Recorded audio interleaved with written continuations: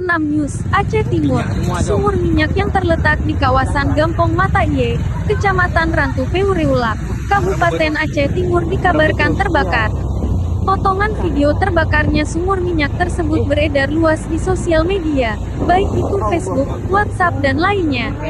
Dalam potongan video berdurasi pukul 0:29 detik terdengar suara seorang pria yang berteriak dan menyebutkan, "Ya Allah, ya Allah, Allahu Akbar, Allahu Akbar," ucap pria dalam rekaman video tersebut dengan nafas terengah-engah.